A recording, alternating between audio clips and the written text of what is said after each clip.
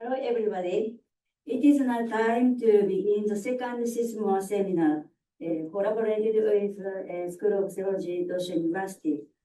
This time, we are very pleased to welcome Dr. Hune Margulies from India, who will give a lecture on the topic of Martin Buber and Zen Buddhism. I am Etsuko Katsumata from Doshisha School of Theology of Doshisha University, and I will be moderating today's session. First, I will introduce Dr. Hune. Dr. Hune is originally from Argentina and stayed Israel and then studied in the United States and received his PhD from Columbia University. He specialized in the philosophy of Martin Buber, particularly focusing on the concept of dialogical-ecology within Buber's thought. Dr. Hune Margulies is the founder and the director of the Martin Buber Institute for Dialogical-Ecology. This is an independent scholarly institution that studies the point of confluence between the dialogical philosophy of Martin Buber and Zen Buddhism. From 20 years ago, Dr. Hune lived in India. He has published many papers in academic journals, and his recent publication is Martin Buber and Eastern Wisdom's Teaching. It's very exciting book. Now I wish to begin your talking. Please note this lecture will be recorded and published in CISMOR YouTube channel and our open courseware in our faculty. Thank you. Thank you so much. Thank you to the department for inviting me, and Professor Hune and Professor Etsuko for having me here for this lecture. I would like to begin by asking the question, why and what is that important about Martin Buber and Zen Buddhism, and why both of them will make a confluence between the two of them. There are 4 or 5 basic principles that describe the philosophy of Buber and the philosophy of Zen that makes the connection between them so interesting and also so provocative in the sense that it could become, or it should become at least, one of the spiritual paths that are available to us. The first thing to understand is that Martin Buber was not a religious thinker. He was not a theologian. He spoke of religion. He spoke of theology. But he rejected any kind of formulaic, ritualistic, or theological presentation of religion. Martin Buber, just like Zen began exactly the same way. The founder of Zen Buddhism, the famous monk Bodhidharma, he brought Buddhism from India to China, and he was asked to describe what Buddhism is and what Zen was, and he said, Zen is a direct pointing to the mind without use of any words, texts, or rituals, which means that the religion of Buddhism was not in and of itself of any significance for a practitioner of Zen, to such an extent that when he was asked whether the Buddha lived or existed in reality, he says it really doesn't matter. The Dharma exists. So Buddha is not of any particular importance in that sense. So what I'm talking about is that both, Zen and Buber speak of a primordial relationship, primordial spirituality. The question of primordiality is essential, which means that the practice precedes and antecedes the religious manifestation. The practice itself, which is in this case of Buddhism, the meditation. In the case of Buber, the dialogue, in which they have both of them confluent, they exist in the spiritual world.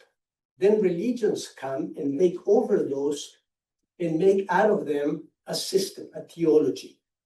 So in a sense, Zen preceded Buddhism. It's before Buddhism.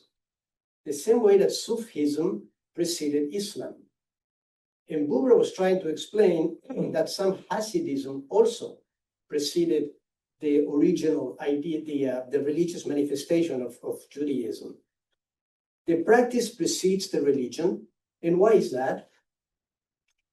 The religion for Buber, as it was for Zen, was actually a frozen expression of a spiritual practice. The religion gets in the way between man and God. Is what Carl Jung used to say, that people created religion to protect themselves from a direct relationship with God. So why is the primordiality of the religion in this case? In accordance to the Buddhism, and in contrast to Christianity, we are not born with original sin. Christianity says we are all born with an original sin that is embedded in us. Buddhism says it's exactly opposite. We are born with Buddha nature, or Buddha data, the Buddha mind is within us. So sin does not exist in the Buddhist philosophy.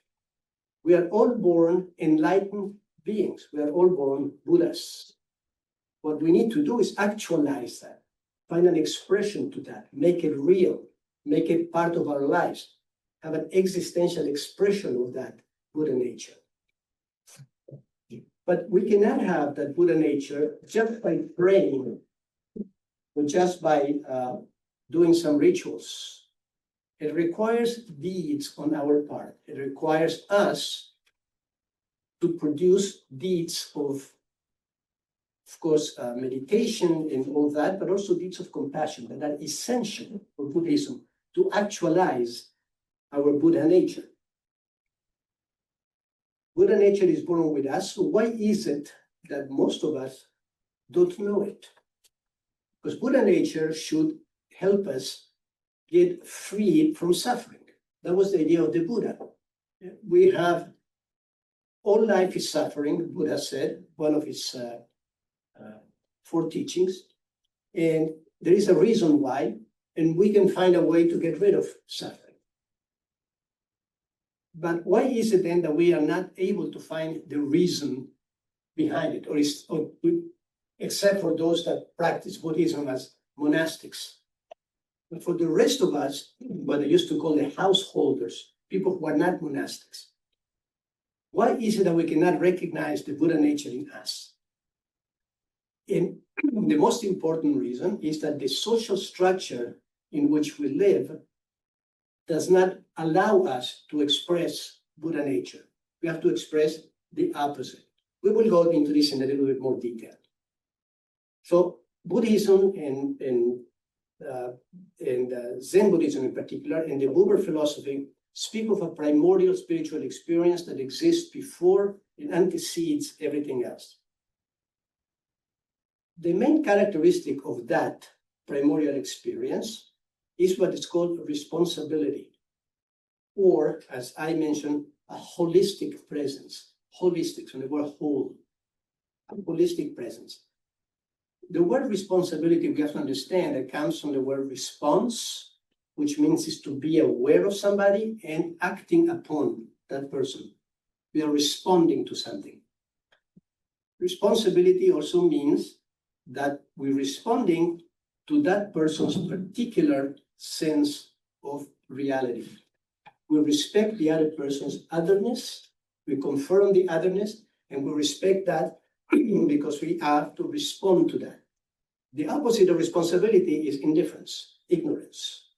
I'm indifferent to your present. I'm not responding to you. That responsibility has, from Buber's point of view, it manifests as I in thou. I, in my relationship with somebody else, the other person, is known as a thou, which means you. But in the German that Buber was writing, there's a distinction between two different kinds of yous. One you is the more quotidian you and me, and the other is a little bit more in a sense of total presence. I call it holistic presence because it's a presence that requires us to respond with deeds to the needs of the other. It's not just simply seeing somebody suffering and feeling compassion. We're going to look at that too, because Buddhism has the concept of metta. Metta means deep, deep compassion that we feel when we see suffering in the other world and should motivate us to do something. But in Buddhism, there's the other term called karuna. Metta in karuna means compassion in action. Actually taking the deeds of karuna. And many times Buddhists would ask, do I have to feel this metta? Do I have to feel this sense of compassion before I do something? What if I don't feel it? So in Buddhism, the answer was clearly, like in Judaism, you do the deeds. It doesn't matter what you feel. Karuna is, and metta goes together. We have in Hebrew and the Jewish religion the same thing, the na'aseh v'nishma. First we do the deeds, and then we hear. Nishma means to hear. Then we see the revelation. We understand the revelation. But first, we do the deeds that we have to do. So the responsibility means that there is no mysticism. It's not that you and I become one in the same.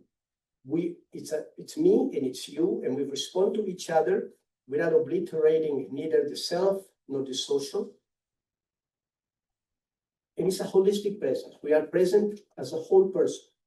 That, of course, has also the social aspect of it, in which Buber dealt with it in his book, That's in Utopia, which means we need to have a social structure in which responsibility can be made manifest. And he called that religious socialism. Many Buddhists call it dharmic socialism. We'll see that in a little bit.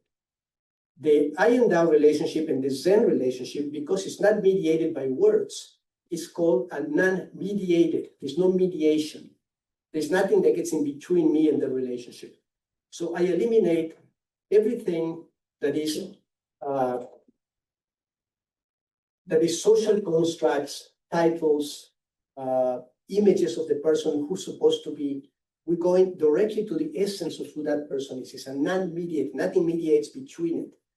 Like Buddha Dharma said, points directly to the mind. It doesn't go to words or anything else. I and thou is basically the same idea that I'm relating to the other person, not as an individual that has a title, a role in the world that I can use, I can be used, I can take advantage, I cannot take advantage. We're relating at the basic level of the primordial humanity. Therefore, I call the Buber philosophy a social dharma, a dharma that is based on social understanding. It's not just personal enlightenment. This, we'll see in a minute about the Zen school of Pure Land Buddhism. It's not just me sitting and meditating and reaching personal enlightenment. That, according to many schools of Buddhism, does not exist. What exists is enlightenment that comes through the relationship with the other, through service, for instance, through being present with another person. That's why in the Mahayana tradition of Buddhism, they developed the concept of the bodhisattva. Bodhisattva is somebody who does not yet wants to reach nirvana. He wants to stay behind a bit so he can help other beings reach nirvana. So bodhisattvas are basically saying the Dharma is part of living in relationship with other people, and that relationship is what will bring enlightenment, not just sitting on my own. That's why also as a comparative point, Christianity has the idea of personal salvation, right? If I believe in Christ, I make him my Lord and Savior. In Buddhism, there is no belief in the Buddha. Buddha is not a divinity. Nobody believes in Buddha. Buddha cannot make you, he said it many times, I cannot make you a Buddha, I cannot do anything for you. There is the Dharma, you learn it, you practice it, and you will do it. So the same thing is in the case of Buber. When he spoke of I and thou, He said, between I and thou is where a human gets liberated, not in the I by itself, not in the thou by itself. And it means deeds. Now, there's a critique sometimes of I and thou by some people like Viktor Frankl, the great psychologist, that used to say sometimes I and thou sounds like a monologue of truth. Monologue of truth, which means I and thou, I enclose myself with that, and I have my own little monastic community. A community in an abstract sense, not a real community. That's an allegory. That was a misunderstanding of Buber, because Buber spoke of the I and thou as a social dharma. It has to express in society. You have to create a society where dialogue can be made manifest. Not just between you and me enclosed in a little room. It's not a relationship of two. Even though it is daya, which means two, and logo means logos, the goal and aim in life. The point was dialogical ecology, means you and me and nature, and for Buber it was also me and God. But there is no direct connection to God that doesn't pass through other human beings or pass through nature. Am I going okay, clear so far? Any questions? So in order to understand this, I'm going to tell you a few small Zen stories, very brief ones, and we are going to see how they relate to the ideas that we develop. That's a way to explain the philosophy. But just as we, just before that, very quickly, Buddhism is related to the system created by Prince Gautama, Siddhartha Gautama, that lived in Nepal, today India, and that he has a story of his life that he suddenly discovered the principles that can help humanity cease suffering. His principles were non-theistic, which means that God has no role in this, no role to play. Before he died, he said, what has God got to do with our own salvation? You have to save yourself. You cannot trust that God will save you, because the salvation is not something transcendent. It's not a spiritual salvation in heavens. Salvation is your life, and you have to do it yourself. And there's no room for any divinity in the philosophy of the Buddha. So he produced a system, and in the system he said we have three jewels: the Buddha, the Dharma, and the Sangha, which means that we are all Buddhas. We all practice the Dharma, which is our way of life, and then the Sangha is the community of practitioners. At the time, Sangha was understood as a monastic community. Today, we understand Sangha as meaning the people in general, our community where we live. The community, the Sangha, was one of the three jewels, was not separated from it, was necessary to have the three. That's why we go back to the idea of the social Dharma. After the Buddha died, Buddhism divided into several schools. The two most important are Mahayana and Theravada. Theravada is more orthodox. Mahayana means Mahayana, the larger path, which means it's more flexible. It has incorporated different ideas within it. Theravada means the way of the elders, thinking that it's the most original form of Buddhism. It is more severe, it's more monastic. Then a new school was created called Vajrayana that developed the idea of the Pure Land. And this is very, very interesting because Japan has a very large, most of Japan's Zen is of the Pure Land type of denomination. And that was born actually in China, but it came here. So there was an interaction because Buddhism went to China, and then China brought this Pure Land idea. Zen was born through what was supposed to be an event that happened once the Buddha was speaking and in front of a large crowd, and there was a big silence from the Buddha. He wasn't saying anything. The people became very puzzled and excited. What is going on? And suddenly the Buddha lifted a little lotus flower in his hand and said nothing. There was only one person in the entire audience called Mahakyapasha. that smiled. The Buddha looked at him and said, the Dharma now has been passed to you. He understood the gesture. There is nothing at all except for this. This is the flower. If you understand the meaning of it, you understand the meaning of life.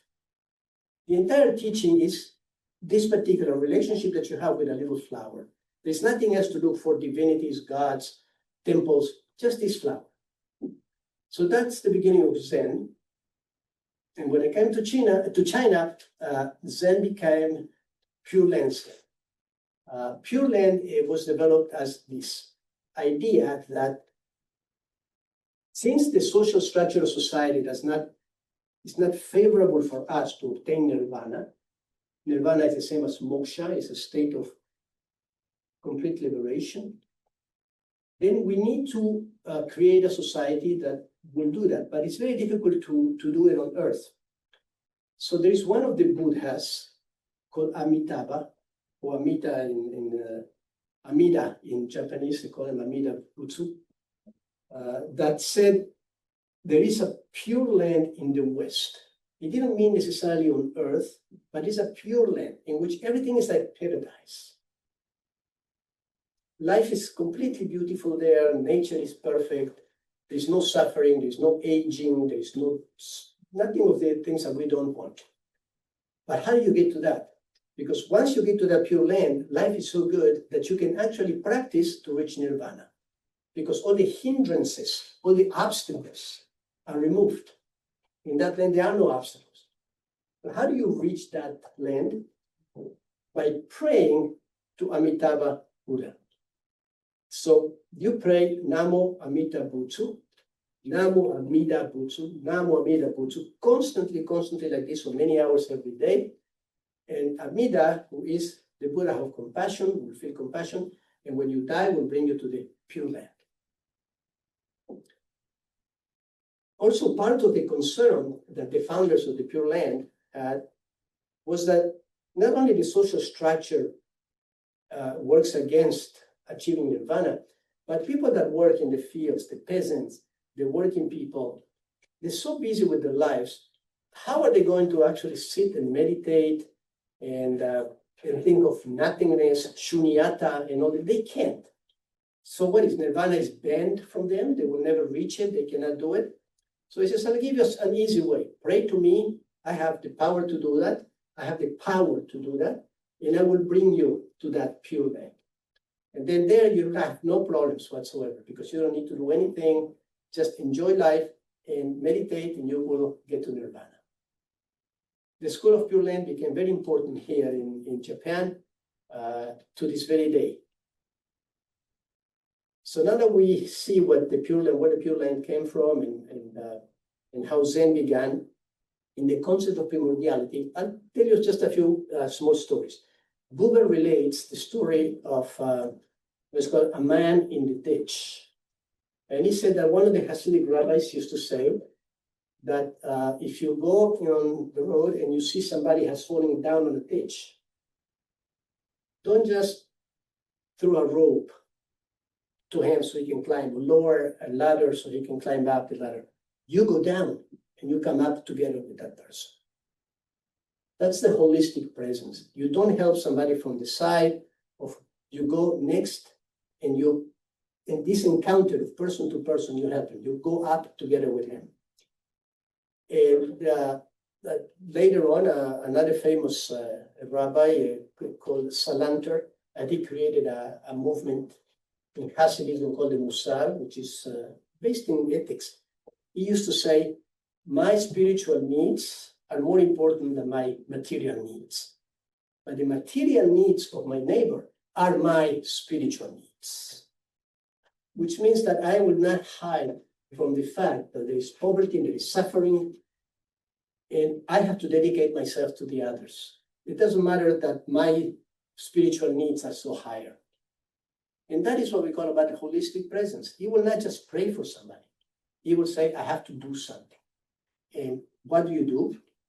Following some of the earlier teachings by Maimonides, known as the Rambam, he spoke about charity, giving to the poor what they need, giving more than what he needs, and so forth.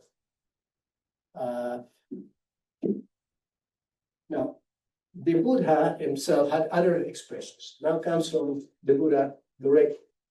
Buddha once says, nothing is as it seems, nor is it otherwise. Nothing is as it seems, nor is it otherwise. Meaning that whenever we use reason or logic to think of something in a particular way, we are in error. But if we think it's different, we're also error, but that's also using logic.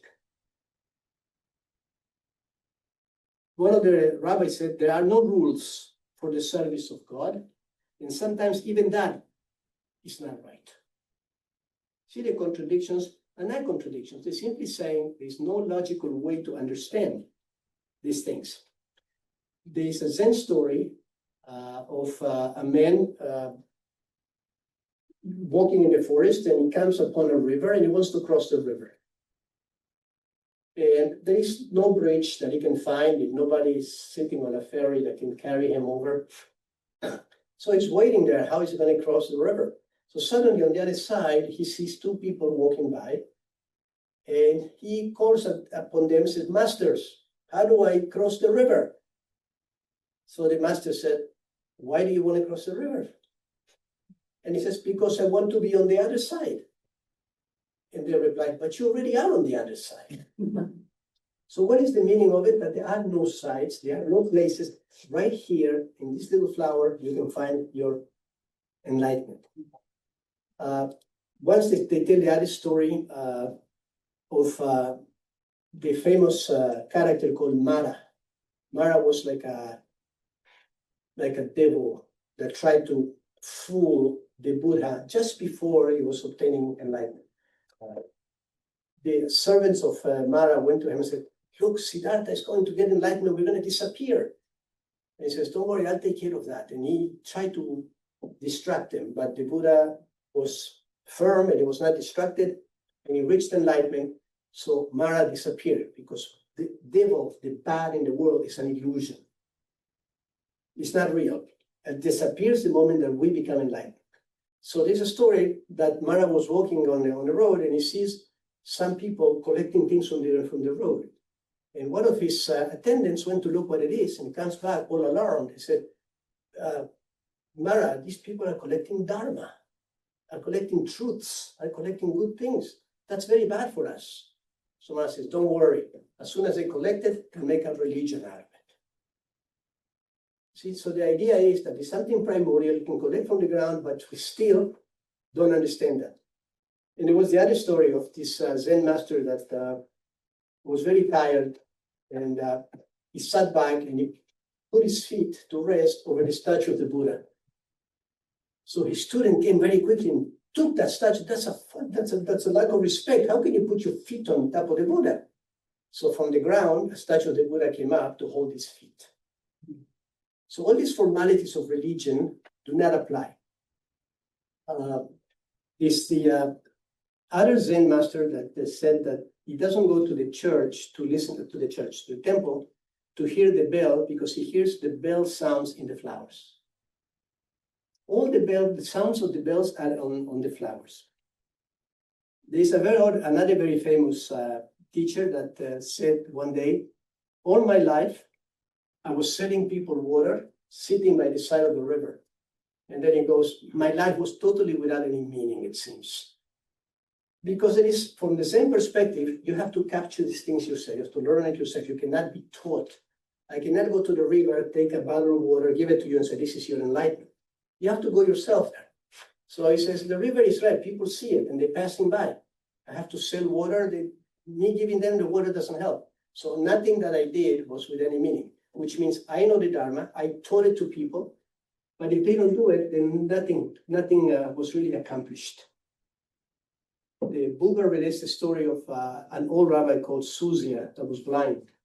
And Suzia said, when I die, I go to heaven. God is not going to ask me why I wasn't as perfect as the patriarchs or Moses. He's simply going to ask me why I wasn't enough of old blind Suzia.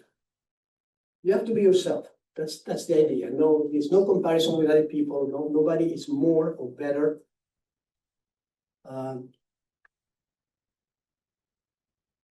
And then, of course, the great story that is very famous in the Zen world, this man saying, this teacher saying, before I began practice, meditation and sitting, I used to think that rivers are just rivers, mountains are just mountains.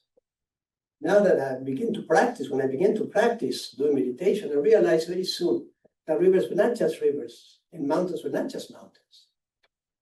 Now that I have become enlightened, I realize that rivers are just rivers, mountains are just mountains.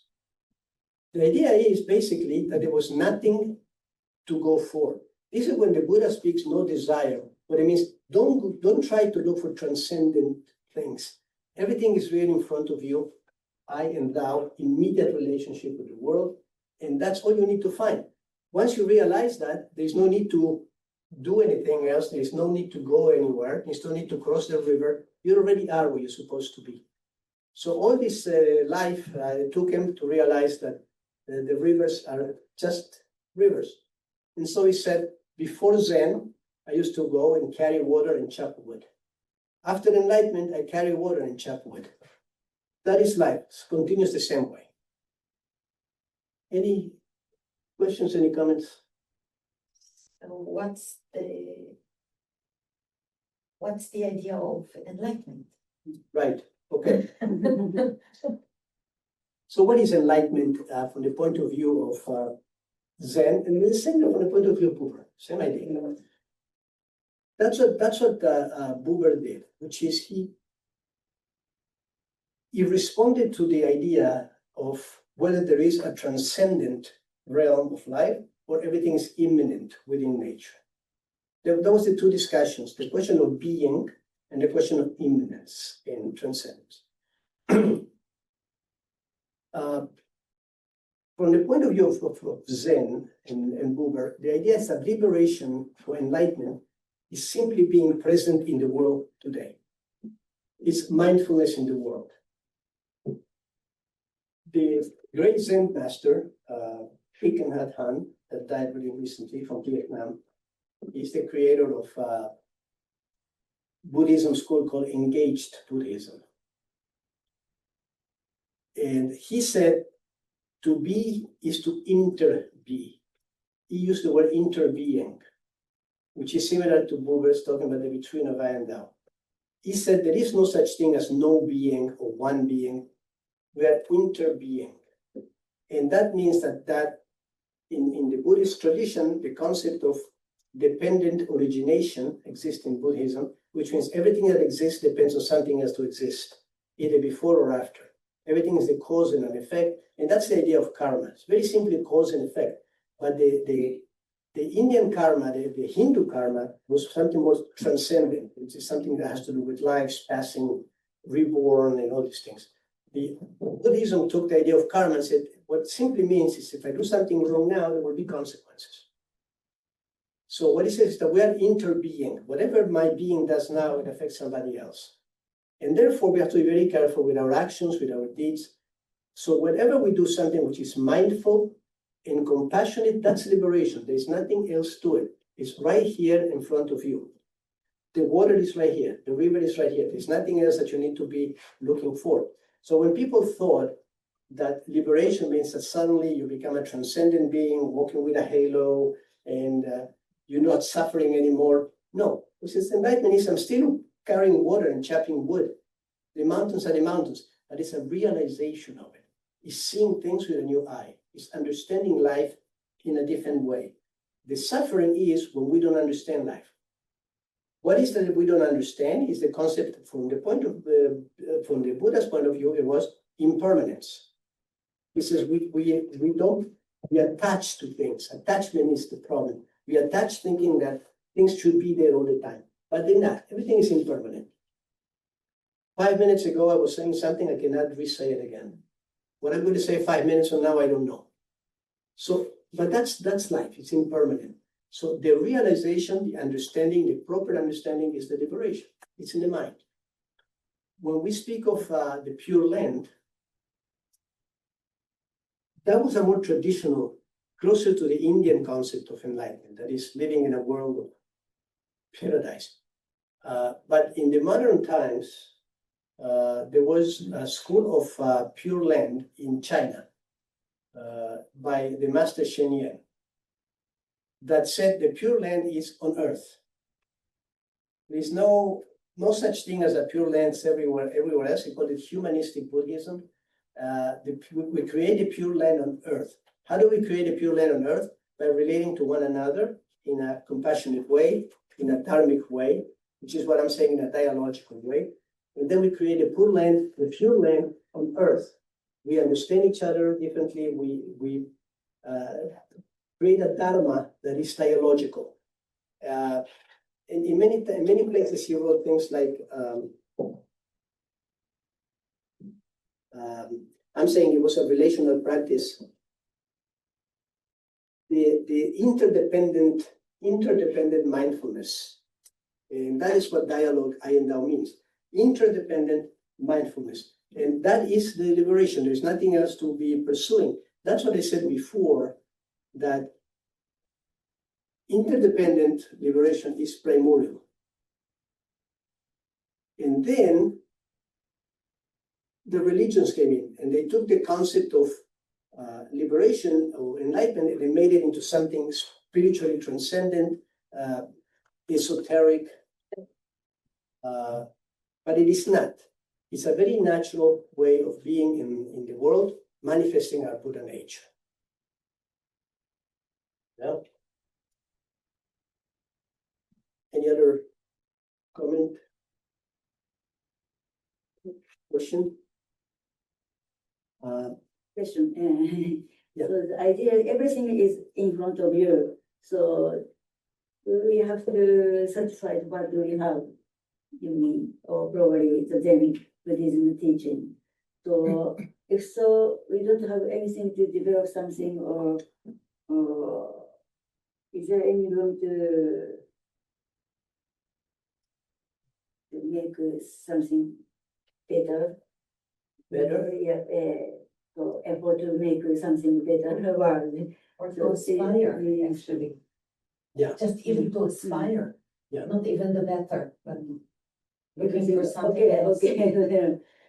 Right. Well, when it comes to something to aspire to, or if something better, the Buddha answer was that let's use the terminology of the pure land, or the paradise is right here now. So what you have to aspire to, or to make better, is the societal structure that you live in. The society, the way that for instance, the materialistic society, the competitive society, we can even say the capitalistic society, although capitalism is a wide term. And that's what you aspire to make better. Because once you make it better, you can really be there and understand the moment. They used to say, be here and be now, right? Be here and be now. So if I understand that correctly, then what I aspire to do is that. But it should also be effortless. According to the Buddhist tradition, understanding can come in what they call subitism, which is suddenly. There are many stories like that of a Zen person walking around and suddenly trips on a river, on a rock, it falls on the head and reaches enlightenment. Many stories like that. In Zen Buddhism, also the master oftentimes will come and slap you in the face. And at that moment is that you reach enlightenment. Because they show you that all these things that you do, underneath everything, there is a basic reality. So what is it that you need to make better? The removal of the hindrances, the obstacles. So when the Buddha presented his eightfold path to enlightenment, he said eight steps. 4 of them have to do with social relations between people. Then the other 4 had to do with mental attitudes, proper understanding, understanding reality the way it is, proper speech, so you explain your reality. But we do not, according to Buddhism, understand reality as it is because we think it should be different, right? So if we say, well, reality is not, reality, the Buddha reality is perfect, as it is, sometimes they call it the true nature. And having the Buddha data, the Buddha mind, can allow you to do that. And we all have access to that. We all have it. It's not something that you have to be ordained. It's not something that can be given to you. You have to do it yourself. You can spend the entire life meditating. They used to say that a lot. They do nothing Zen, they used to call it. People spend their entire life meditating in the monasteries and so forth, and at the end, they haven't reached enlightenment. This is also another story related to that, that Buber tells in his little book called The Way of Man, according to Hasidism, of this old rabbi that went to another rabbi and said, you know what, I reached this ripe old age and I still haven't repented. That repenting in this case means I haven't reached the true spiritual level in which I can be in front of God without being fearful. I mean, I just didn't repent. So the other rabbi said to him, you only think about yourself. Start thinking about other people. Who cares whether you repented or not? Go help other people, and that's the way to manifest your closeness to God. And from that comes to we come to the same idea. Now, there's another important consideration when we talk about Buber that we have to come to understand. Buber spoke of I and thou, correct? This is the basic relationship. But that he said is I and thou in contrast to I and it. I'm going to put it on the board.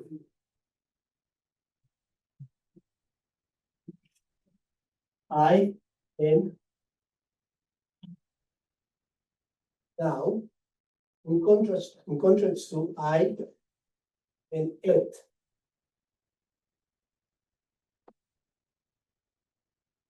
Now let's see what that means. This is two types of relationships, two types in the world. According to Buber, the reality is one, but we relate to it in two different ways. I and thou is the now no mediation. So we can say that there is nothing here. It's an immediate relationship of me with nature, with another person, and with every being that exists. I it is when we have all the mediations necessary. It is like an object. And an object is defined, can be used, can be manipulated, I can be used by it. It's an object. It's like anything else in the world. Thou is when I refer to somebody else as a subject. Or as an end in itself. The thou is not a means to an end, but the end in itself. The it is a means to an end. We cannot live in the world without it. Buber said the it is necessary, but we can minimize its effects as much as we can to create more of a dialogical or a dharmic society.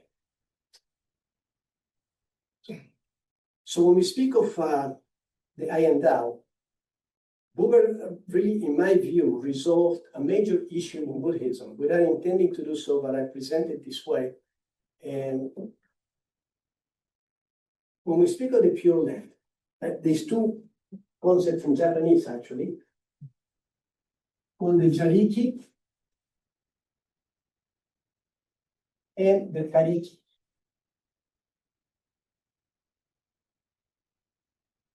These are two concepts used in Pure Land Buddhism, which means two things: self-power or other power.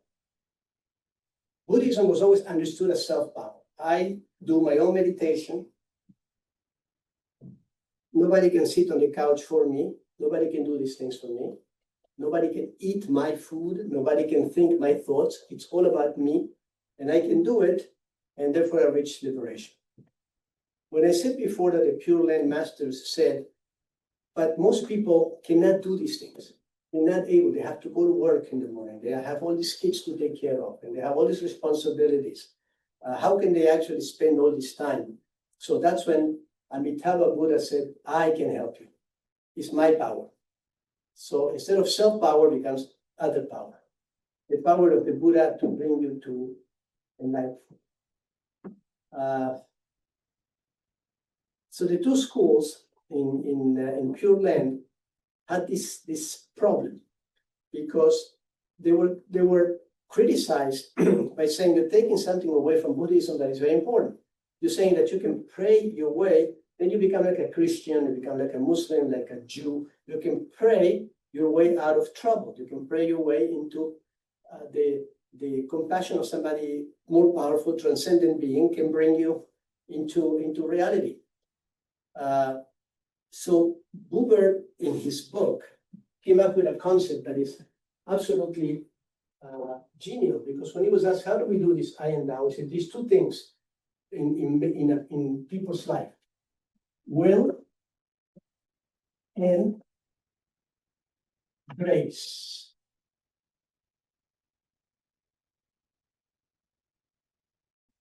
The spiritual life is characterized by will and grace. What he means by that is my will to say thou to another person, to be compassionate, and then the grace to receive it back, or to be able to do it well, or to do it in a way that is really good for the other person. Sometimes I think I'm doing something good for you, I'm servicing you, but that's not right. For instance, the issue of charity. Instead of giving charity, we should work for a society in which there is no more need to give charity, that everybody has everything they need, so I don't have to become charitable. So, will and grace. The will is the tariki, is my own self-power. The grace is the jariki, the power that comes from outside, the other power that I need to live with. So Buber was able to resolve by combining the two. Tariki and jariki is not two opposite ideas, but they're both necessary for the spiritual life. And it becomes, of course, difficult because we say sometimes, how do I know I'm doing the right thing? In Zen, they say, well, what you need is great faith, great doubt, and great determination. The two things at the same level, great faith and great doubt. Don't be completely faithful to an idea. Have completely, absolutely amounts of doubts about it. But the determination to do something, that has to be done. So the deed is more important in itself than the abstract ideology that we have. I should probably just give a little summary, unless there is any other questions or comments. No? Okay, so this is the small summary that I'd like to discuss with you. That what I call the dialogical Dharma, which is Dharma from the Buddhist point of view, it's not just a teaching. Dharma is everything that exists. Dharma is nature, it's the reality of nature. While each of these different figures in Zen and Buber identifies with a different kind of religious tradition, you see when the stories I was describing, how similar some of them are, coming from different spiritual traditions. But the realization that unfolds from both Zen and Buber is that liberation is not a private ecstasy or a metaphysical point of view, some elevated state of mind. It is basically entering into relationship in a dialogical way, one with one another. That encounter between the I and the Tao is in itself the entirety of the Dharma. Spirituality is a relational praxis. Spirituality is not only me sitting in a spiritual mode, but it's a way of relating with the world. Praxis of relationship based on mindfulness and in a compassionate mindfulness. Compassion goes beyond sentiment. Compassion goes beyond feeling. We should have the feelings, but that's not important. The compassion has to be a deed-related compassion. Both Buber and Zen rejected the formalism of religion. There's no need for temples, religious structures, theologies. All you have to do in life is to be aware of your insights into nature. It's like a deep poetic insight that you have, that nature is the present for you and you relate to it as a Tao. And the sacred is the social. The God or Buddha nature or Dharma is not an otherworldly realm of life, but it manifests in the relationships and the labors of justice, mindfulness of care, and the courage of encounter. To speak of God, Buddha, or liberation is to speak of our relationship with neighbors, strangers, society, and the earth. As the last point, I go back to a famous new Indian Buddhist, the famous Dr. Ambedkar, that she was a rival of Gandhi in the beginnings of the Indian independence movement. And he was the architect of the Indian Constitution. He's the one that wrote the Constitution to separate religion and state. That's why India is India and Pakistan is different in that respect. Ambedkar was a member of the Dalit movement. Dalit means the lower class, the reject class, the untouchables. But he became the writer of the Constitution of India. He was respected as one of the greatest intellects of India of all times. And he rejected Hinduism. And he was against Gandhi for that reason too, because Hinduism had the idea of castes. That they call it the Varna Dharma, the Dharma of society organized in terms of castes by a divine resolution. The gods decided that humanity has to be divided this way.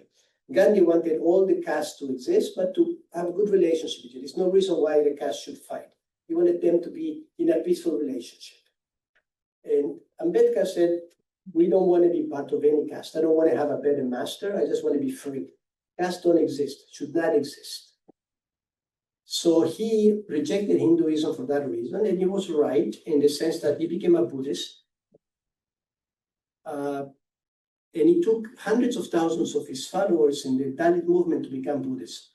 So they rejected Hinduism, they no longer caste.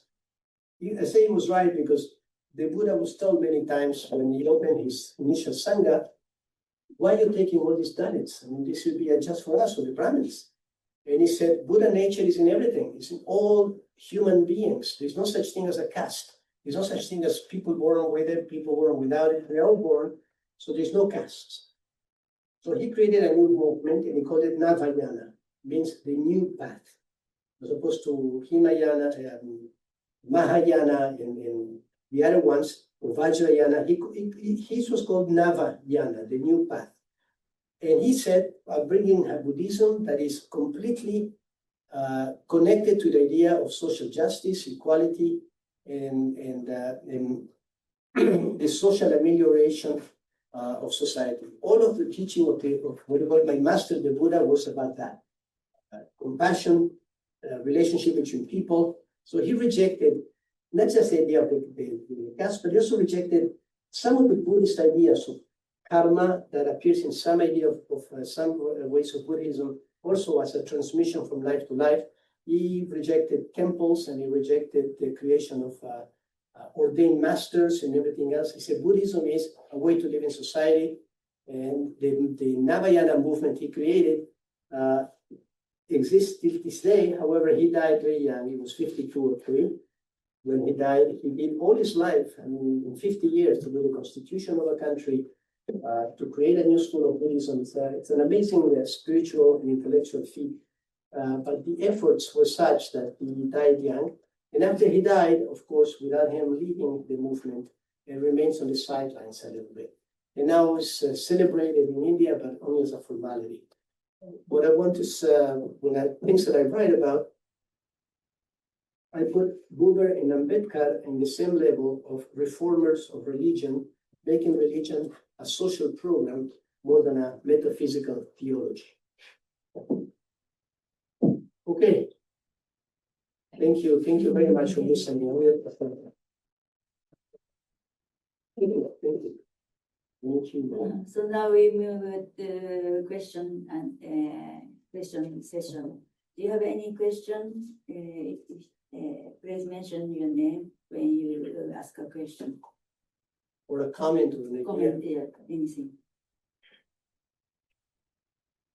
How about Sensei? My name is Hune Ono. I'm also a Bulgarian. Yeah. First of all, I'd like to make a short comment to your presentation. Your attitude, your philosophical attitude made me moved very much. Generally, we have an obsession to limit, to be theoretical. But you read not only theoretical but also practical. And so your lecture encouraged me very much. I have a question. According to my limited knowledge, one of the important elements of Zen practice is inquiry into the self, which is not a non-social dimension. Today you emphasized the social dimension of the philosophy of Martin Buber and the practice of Zen Buddhism. So, how do you think of such a non-social dimension of the practice of Zen Buddhism? Yes. You finished the question? Yes. Because when we concentrate on the things of the self, thoughts of others become distraction. Yes. So, how can we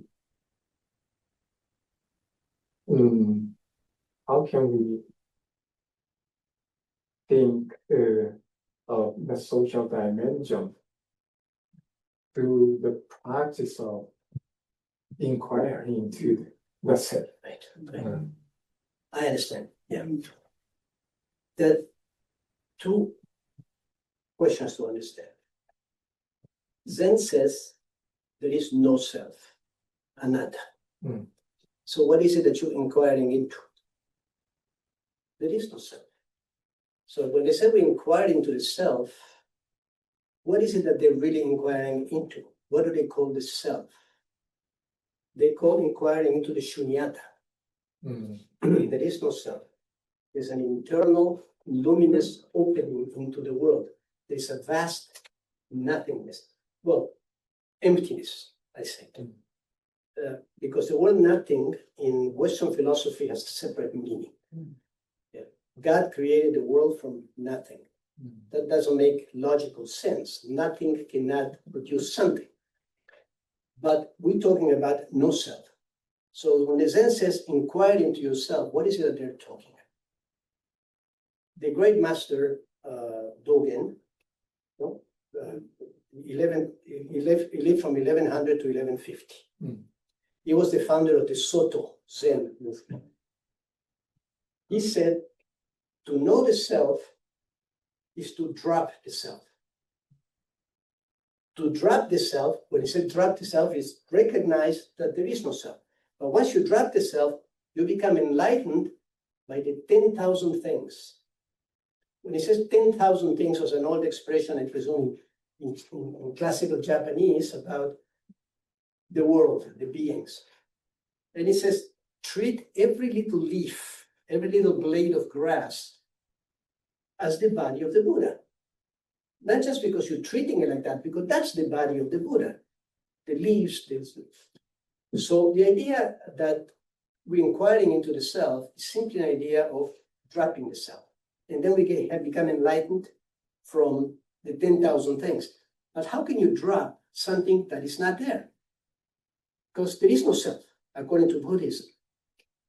So it's mostly like a koan, it's mostly like a way to understand. That's why Dogen was saying like this.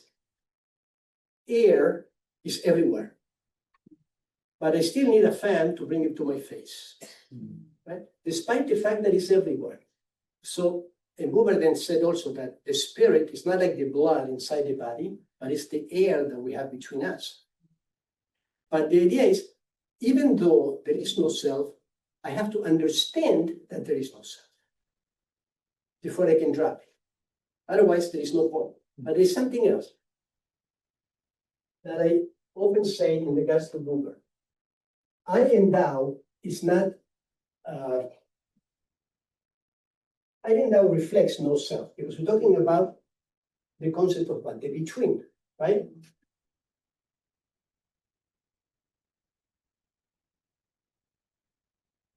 Buber said there is no I in isolation of the thou.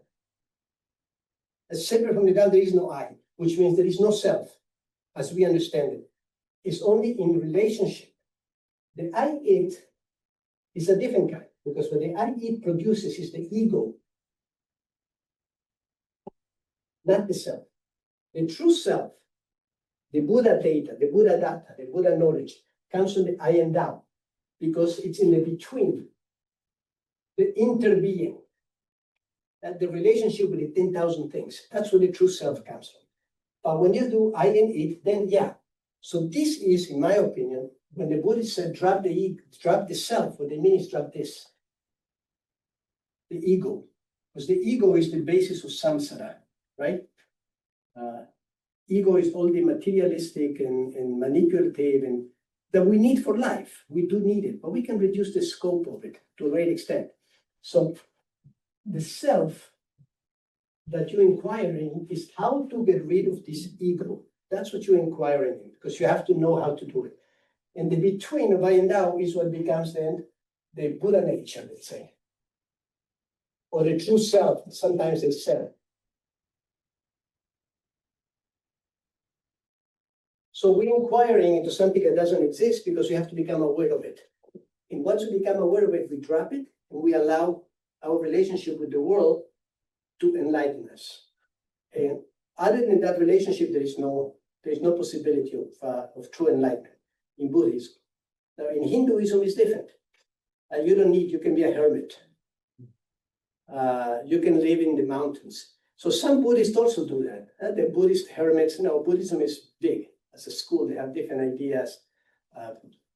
In Thailand, which is the center of the Theravada Buddhism, the great Buddhadasa Bhikkhu, he was a great teacher and so forth of Buddhism and a monastic of entire life. He said that the only way for Buddhism to survive is by creating a Buddhist socialism. And he wrote a book called Buddhist Socialism. That has to be humanistic Buddhism based on removing all the attachments that the Buddha said. Because he said in capitalism, we are attached to material goods, to competitiveness, to jobs, to property. It's all attachment. Once you lose the attachment, you become a loser in capitalism, right? You lose everything. He says, so we need a society in which those attachments are not necessary anymore. So he called it the Buddhist socialism that he wanted to create. So what do we do? In that case, you have to remove what the ego wants. You have to drop it because the ego wants all these things. Once you drop it, you are open. There is a shunyata, vastness, in which all the enlightenment, all the joy of life comes from a different source. Do it make sense? Yeah. You sure? Yeah.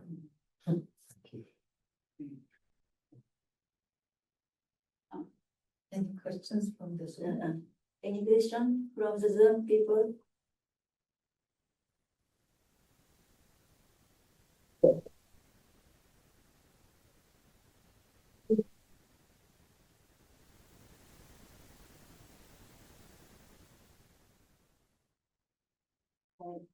question. You said Hasidic people and Zen Buddhism doesn't need church or you said what or something religion, some area, but in actual Hasidism people needs get Knesset and praying and keeping mitzvot, and so they kept that they're keeping touch with objective world. So how we have to think about it? We have to divide the real Hasidic people and ideal between real Hasidic people and something we were saying. Yeah, it goes back to the idea of the primordiality, that Buber interpreted the Hasidim as a primordial spirituality.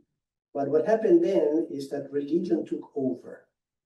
The religion came over and said, I'm going to take that spirituality and make it into a system, make it into a theology. What you find today is that, the system, the theology.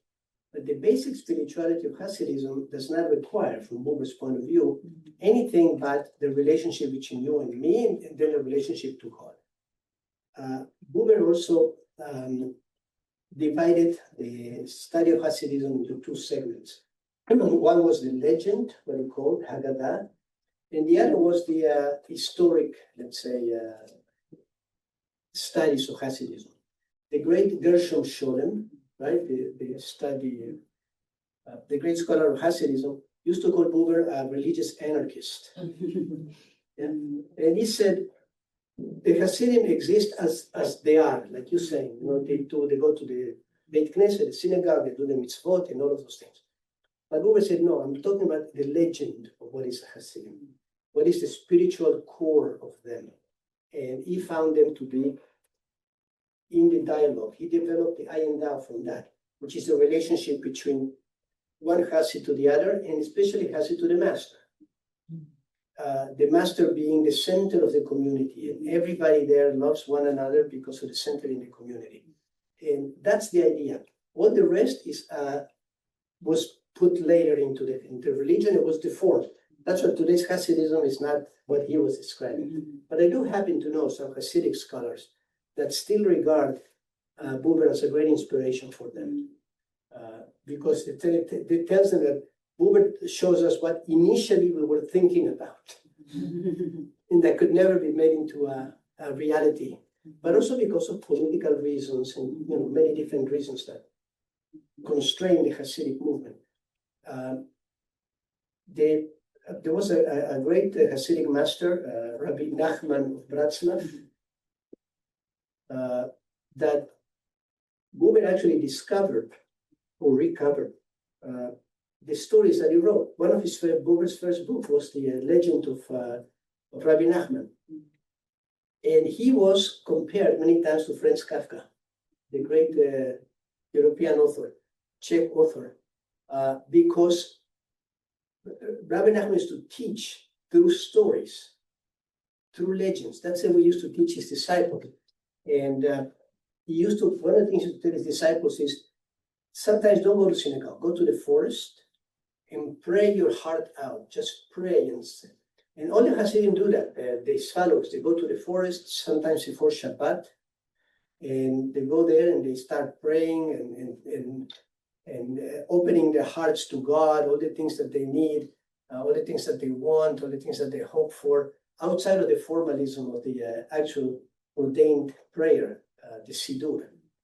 And one of the stories of Rabbi Nachman that became very important is when he said that people in life walk to a narrow bridge. Life is going to a narrow bridge. That's all that life is. What is the important thing? He said, never to be afraid. Never to be afraid. And that's what Buber spoke many times about the narrow ridge. He didn't call it a bridge, but a ridge. That we go through that narrow ridge. Life is a narrow, very narrow. But if we are mindful and we say thou to everything we find, then life becomes infinite. For Rabbi Nachman, that was the idea, that people are afraid. He said, never be afraid. Just do what you have to do. because it is a narrow bridge. Yeah,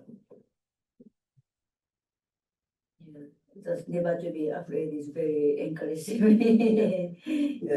העיקר לא לפחד כלל. He said the word כלל, which is in for about nothing. I'm scared. העיקר והכלל לא לפחד כלל. Now we are in the time era to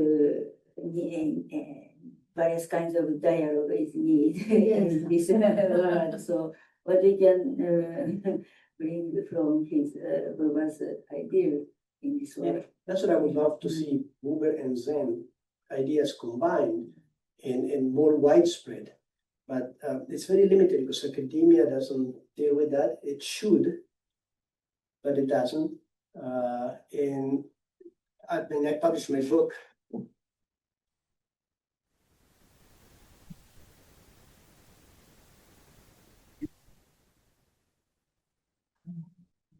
In which I discuss this Maybe from this. Just I think ちょっと待ってください。That's it. It was published by Oxford Scholars Publishers. And I discussed this idea in great detail, going into texts and so forth.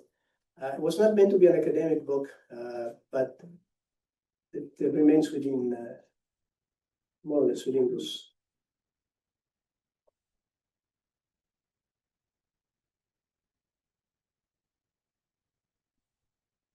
And in the companion book that Paul Mendes Floor is just written, my essay is about Martin Buber and Eastern wisdom.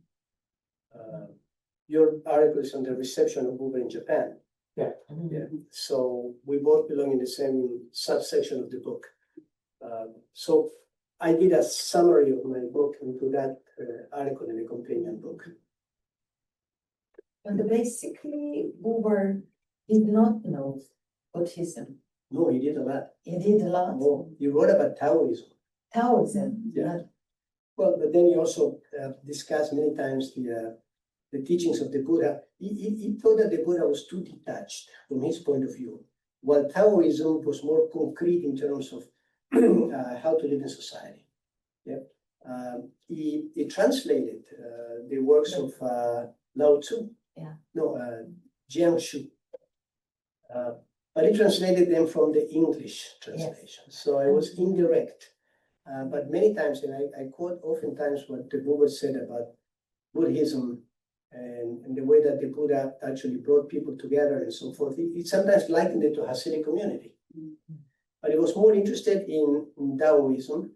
And as I explained in the article, he came to Taoism at a time where in German philosophy, there was a complete focus only on Western philosophy. The Western concept of being is the only thing, and everything else is superstitions or fables or legends.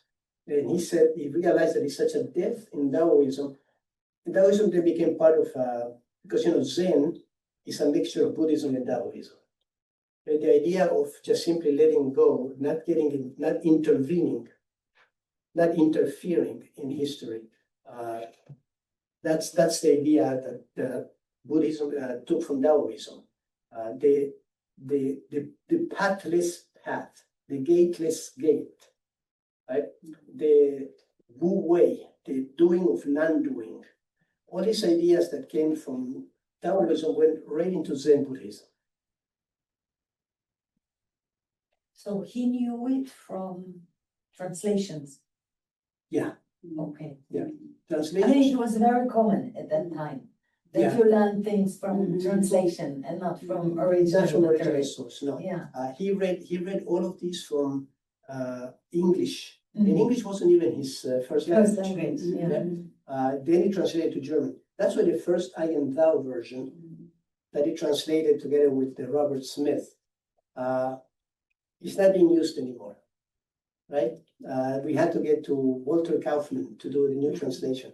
because he translated English as though it is a German way of speaking English. And it's very difficult. But he translated together with an English to make sure that grammatically is okay and so forth. The new translation makes it a lot more understandable. Yeah. It explains also why the word thou, that in German you say ich and du. But du is more like the French vous or the Spanish usted, which is a more respectful way of addressing somebody. So you would address a senior person, a respectful person by saying du. Otherwise, you will not. You will use a different type of expression. That's why when translated to English, in English, there's no distinction. In Hebrew, there's no distinction. It's ata, anive ata. Yeah. In ata is male also. That was another thing. How do you translate that really to mean what it means? Anive at, anive ata, at is for female. Yeah, that's what you do today. Yeah. At slash he. It works.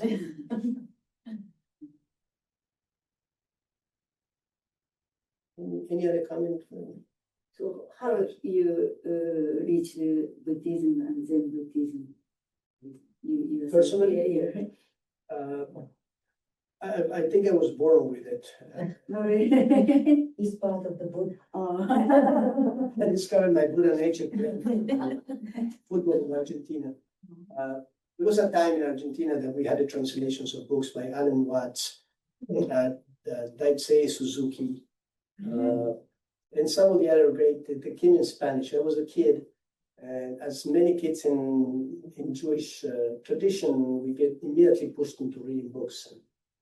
And so I found Buber, I found those books. Buber was translated as Yo y tú in Spanish. Beautiful translation still exists until this very day, the best one. And then I started learning Hebrew by reading a Libertad. So the two systems came together.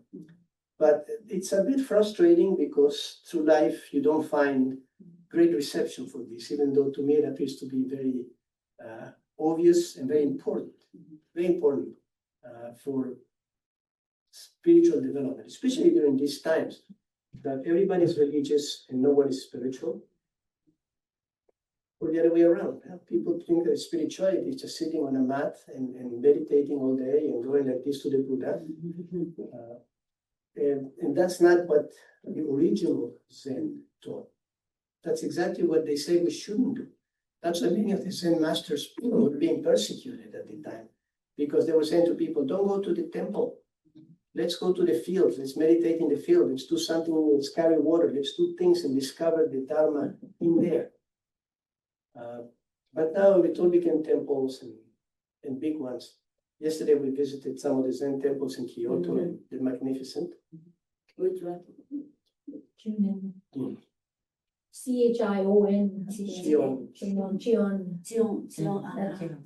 temple. Very few people there, but we like that the best. Very beautiful. And we went to many others there. And initially in the Zen temples, what they did is that they decided to remove all the images. No need. There's only a little Buddha statue someplace there, like the Protestants. Protestants say the same. Catholic Church is idolatry. They removed everything. But some Zen temples look like traditional Buddhist temples. Too many things and icons and items that are hanging and things like that. The Zen temple I used to go sometimes in New York was the master Daido Luri, an American that became a very important master. And he had his own monastery called the Order of Mountains and Rivers. And it was just plain. The only thing is that the building used to be a church before. The church disappeared and they sold the building. And he refused to remove the crosses and everything. I said, those were the signs of somebody else's spiritual life. Who am I to remove somebody else's? So what you find in that Zen temple is a cross here, a Virgin Mary over there. But other than that, it's completely empty. And he was used to say things in reference to the self, for instance. You and I are one, but you are not me and I am not you. They say, you and I are one, but if I step on your foot, it hurts you, it doesn't hurt me. So the recognition that in practical terms, in existence, there is I and thou. It's not like the famous Hindu teacher, Ramana Maharshi. He was once, an ascetic, kind of saint person. And Buddhism doesn't have saints. Buddhists, they marry, they can eat, they can drink. But he was an ascetic saint. And he was asked, how do I relate to other people? And he said, there are no others. Now, I agree with the sentiment. But the reality, then the question comes up in practical terms. Okay, so how do I relate to the none-other? It's the same thing. You cannot avoid the fact that we live in this world. You and me are one, but you are not me and I'm not you. You were going to say something now. Well, they are a master or teacher who immediated you into the study of Buddhism or Martin Buber. No. One of the things I learned from the beginning is that the best teacher is to have no teachers. And I often say when we discuss, for instance, liberation theology, the Buber liberated theology and liberated spirituality by removing the theology out of it. They used to say, well, the great expression in Zen, they probably know it, it's very famous. If you meet the Buddha on the road, kill him. If you meet the patriarchs in the road, kill him. So if you meet your ancestors on the road, kill them. The meaning of that is not a violent attitude. It was a spiritual way of saying, don't allow anybody to be your Buddha. Don't allow anyone to be your patriarch. Those are liars. If somebody says, I'm the Buddha, he's a liar. Buddha never said, I'm the Buddha. He never said that. He simply says, I have a path. And don't follow it because I'm telling you, because you think I'm a sage. Practice it yourself, taste it like food, and then you will see whether you like it or not. But in my case, I did that and I became liberated from the suffering of the world. So there are no one thing to be liberated from is an idea that there are teachers and masters and gurus. This guy, Krishnamurti, the famous Krishnamurti from India. There was another one that used the same last name just as to mock him.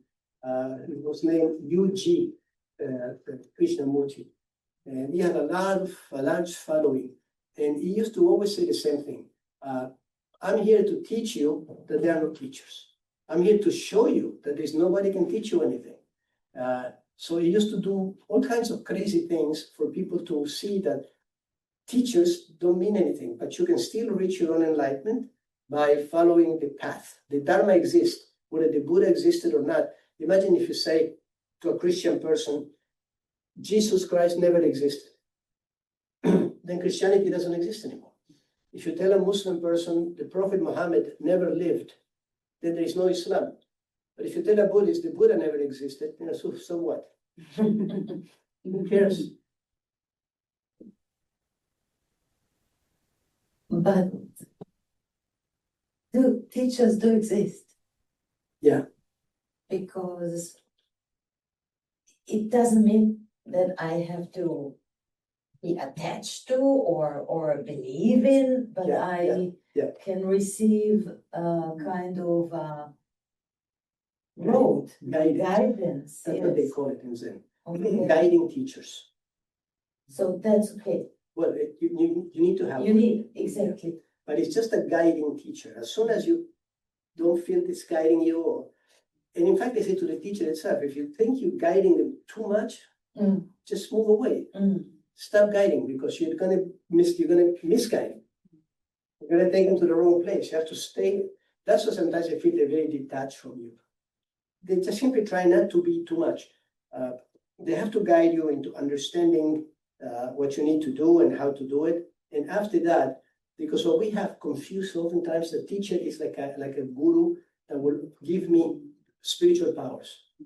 that I can pray to, that has blessings that he can give me. That thing doesn't exist. But of course, if you go to a Buddhist temple, you will find people praying to the Buddha. Praying to the Buddha, think the Buddha can do something for him. And he always said, don't pray to me. I cannot do anything for you. So how religion changes over time is a fact of nature, right?